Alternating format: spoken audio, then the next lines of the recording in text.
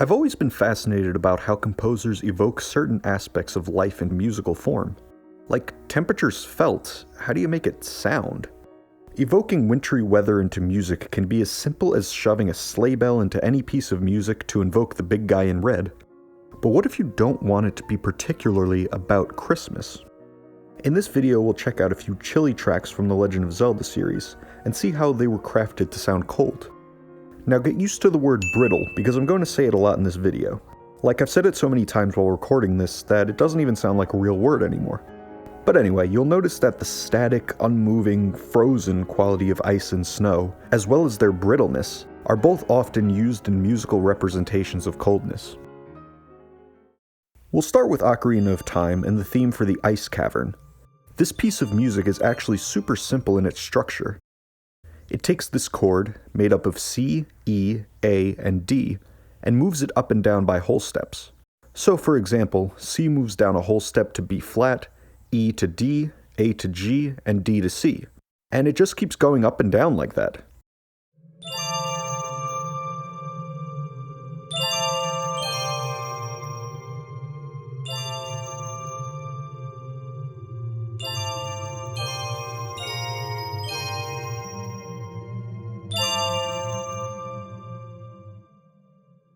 In music, that is referred to as parallel harmony, taking notes and moving them by the same interval in the same direction at the same time. The composer Debussy did a lot of this. In fact, he did this in a piece about snow.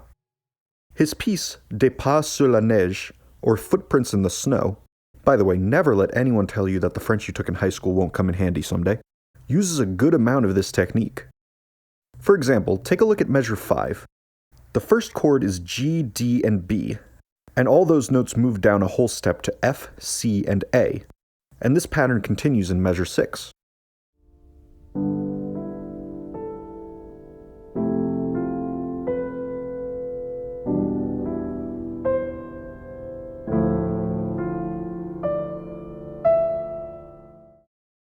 Now, to say Debussy only used parallel harmony when he wanted something to sound cold would not be accurate.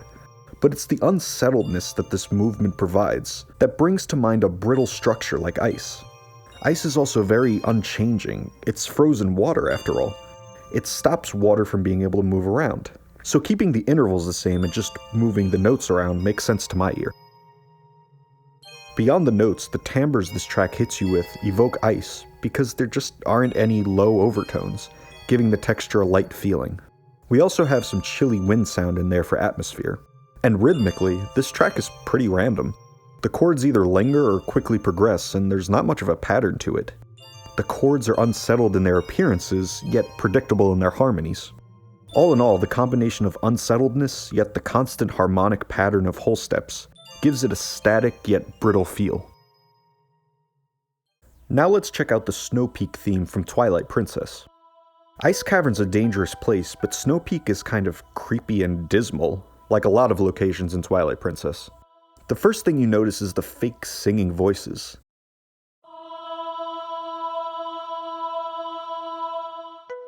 The synthetic sounds just make things a bit discomforting, and it's just high voices, so like in Ice Cavern you don't get the low overtones.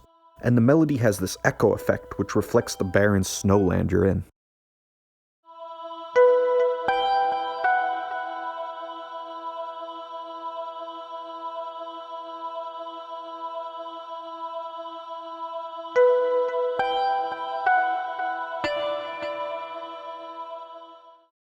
The Snow Peak music also sounds brittle because at first you have everything fitting rather nicely in E minor. The voices hold an E and a G,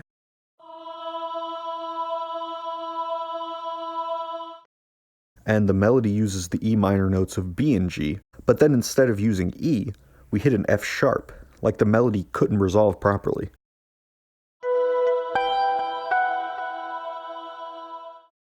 We repeat this idea, but then it goes from F sharp to D. So now we have even more D major harmony in our E minor chord.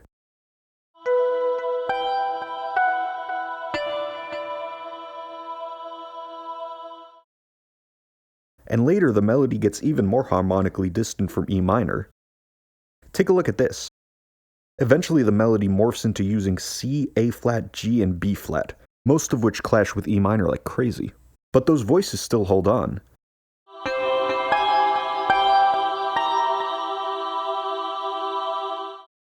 Again, we have a static, unwavering, dare I say, frozen texture.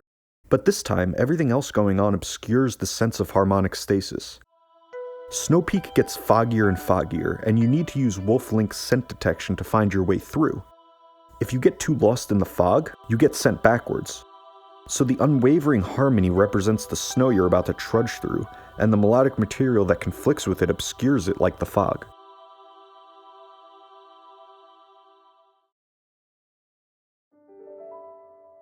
We'll end with some talk about Breath of the Wild's music. I mainly want to focus on the mountain theme. This is the music that plays when you're on a cold mountain, so not like Death Mountain where it's all lava and stuff. The initial rolled chord from bottom to top is D, G, A, D, E, B. So it's got a D on the bottom, which might make you think it's some sort of D chord, but there's no third. You have D and A. But besides that, the remaining notes actually form an E minor chord. So the idea of an established D major harmony is obscured by the notes of the chord right next to it, E minor.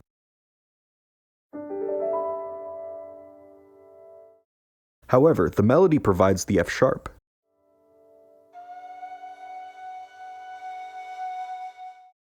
So now we have D major and E minor sounding at the same time. This is what causes the brittle feeling this time. The harmony of this piece strives towards D major but gets obscured by E minor. The next rolled piano chord is actually a full D major, and only the E and G of E minor.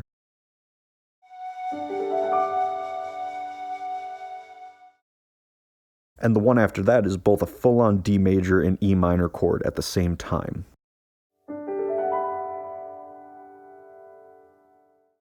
So you feel some solid, unwavering frozenness because the harmonies always use the same two chords, but they're right next to each other, constantly rubbing against one another, so it feels brittle.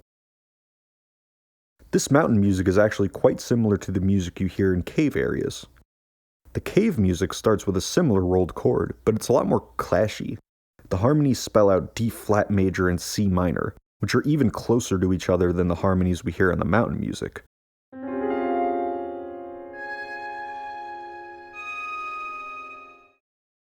Instead of major second clashes, you hear minor second clashes, which are even more dissonant. So you have all of the cold features we talked about in the mountain music, but none of the pretty vastness, because, well, it's a cave. So it seems deliberate to me that the Breath of the Wild composers use similar gestures to represent cold environments, yet switch things up just enough to reflect the different environments you experience coldness in. Thus completes my rambling about cold video game stuff. Stay warm, and I'll catch you next time.